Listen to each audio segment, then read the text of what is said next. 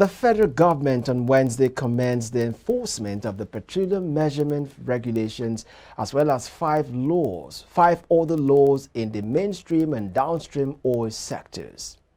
Disclosing this through the Nigerian Midstream and Downstream Petroleum Regulatory Authority during the official unveiling of the 6 laws by the governing board of the authority in Abuja on Wednesday, the government warned operators that it would go after anyone who breaks the new laws. It said the 6 regulations were part of the 20 laws developed to guide the mainstream and downstream oil sectors, adding that the remaining 14 regulations were being finalized at the Federal Ministry of Justice. The governing body chairman of the authority, Idaere Gogo-Ogan, said it would ensure that the laws were strictly complied with to effectively grow the revenue generated from the oil sector.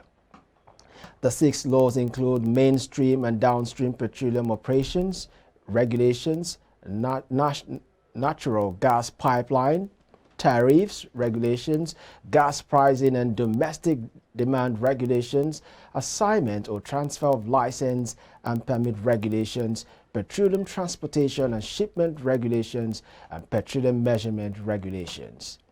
He warned operators to avoid breaking the laws, stressing that the authorities will go after any defaulter, as it was in the best interest of stakeholders to understand the content of the new laws. The Chief Executive, NMDPRA, Farouk Ahmed, said the regulations had been designed to enable businesses through regulatory clarity, certainty, fairness, transparency, and best industry standards. Stakeholders will be highlighting the opportunities in the country's oil and gas sector in the 4th edition of the Nigerian Oil and Gas Opportunity Fair. The Benin Fair, with the theme "The Oil and Gas Industry, Catalyst and Fuel for the Industrialization of Nigeria," will be organized by the Nigerian Content Development and Monetary Board from May 17 to 19 at its conference center in Yenagoa, Bayelsa State. The event, which was introduced by engineer Simbi Waboti, led board in 2017 with the inaugural edition held at Uyo, Akwa Ibom State, has showcased short to medium-term plans and activities of operators and project promoters in the upstream, mainstream and downstream sectors of the Nigerian oil and gas industry. The board's chief executive had explained that the fair was intended to give Nigerian service companies the opportunity to build relevant capacities. He said the goal of the conference was also to reassure stakeholders of the industry that opportunities still abound in the Nigerian oil and gas industry and encourage them to look forward and invest in the sector despite concerns about energy transition and other emerging developments in the global oil and gas industry. Foundation for Partnership Initiative in the Niger Delta, in collaboration with Ford Foundation on Tuesday, organized a capacity building program of the implementation of the Petroleum Industry Act for representatives of host communities drawn from 5 oil-producing states in the Niger Delta. The week-long training, which was held in Warri, Delta State, was aimed at restructuring the management of the host communities and regulating the mainstream and downstream operations. Participants in the capacity building program were drawn from Akwa Ibom, Bayelsa, Delta, Rivers, and Ondo State. Addressing the delegation, the executive director of PIND, Mr. Tunji Idowu, who was represented by the advocacy manager, Chunks Ofunliu, noted the execution of the PIA since it was signed into law on August 16, 2021, in the effort to establish good governance, best practices, and ease of doing business in the oil and gas sector.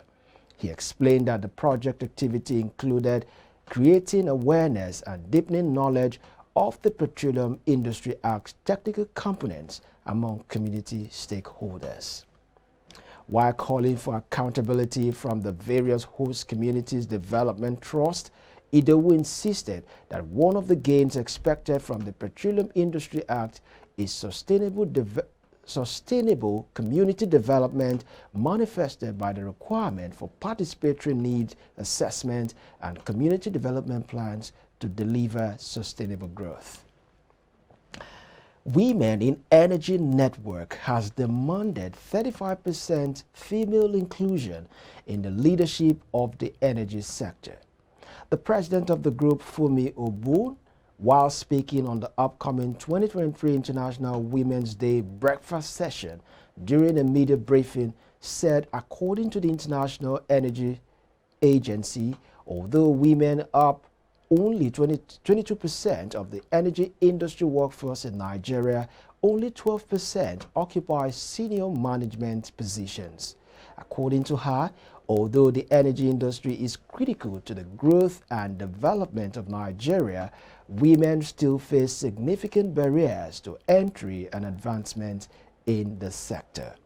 She said this highlights the need for concerted efforts to promote gender diversity in the sector, and they believe that the new administration has a critical role to play in this regard. Funmi Obu noted that since the inception of Women in Energy Network in 2020, the group has been committed to the promotion and advancement of women in the energy sector. Obu listed the various empowerment programs to include providing training and mentoring opportunities, organizing networking events, and advocating for equal opportunities and gender diversity in the workplace. The Niger Delta Development Commission has reaffirmed its commitment to pursuing public-private partnership arrangements to drive development in the Niger Delta region. Speaking during an executive management and staff meeting at the Commission's headquarters in Port Harcourt, the NDDC Managing Director Dr. Samuel Obuku said that the summit was in the offing to enable stakeholders explore opportunities for collaboration. Dr. Obuku said they intend to leverage their PPP initiative during the summit, which will take place in April, to help them showcase what they can offer and show the world the future of NDDC.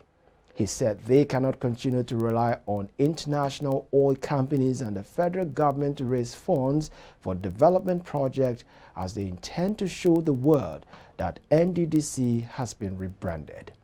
Obuku stated that the NDDC will not relent in its PPP campaign to bring sustainable development to the Niger Delta region.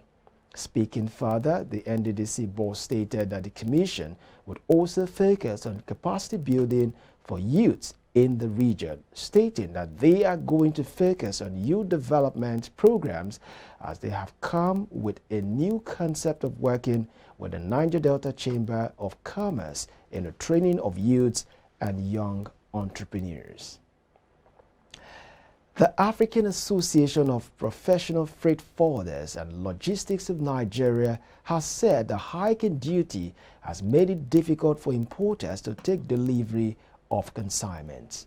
The national president of the association, Frank Ogunojibiti, in a statement noted that vehicle importers were mostly affected, as according to him, the hardship associated with bad government policies is very high. He said the level of hardship and deprivation associated to bad policy is very high, as the federal government has succeeded in emasculating private businesses, since importers now find it very difficult to take delivery of their consignment, especially vehicles, due to an unimaginable increase in export duties. He said freight forwarders hope that the incoming administration will look into these areas and make life better for citizens.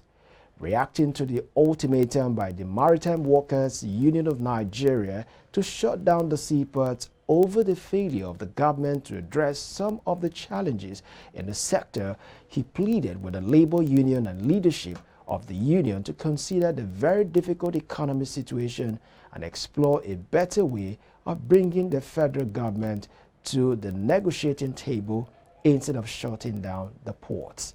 He expressed concerns that the action may worsen the country's course untold hardship to the economy. The leadership of the Nigerian Labour Congress had threatened to shut down the seaport over the federal government's failure to improve the welfare of workers in the maritime industry. The Chief Executive Officer of Ships and Ports, Dr. Bolaji Akinola, has condemned the spate of nepotism in the country's maritime industry. In a statement, Bolaji said the politicians jostle for appropriate top positions in government agencies they perceived to be cash cows. He maintained that nepotism has negatively affected the growth of the sector, as appointments were mostly for self-aggrandizement and contract procurement purposes. Dr. Akinola said when people complained about the poor development of the maritime industry, they failed to see the nexus between the underdevelopment of the industry and underachieving CEOs who owe their appointments to familiar and political links rather than merit.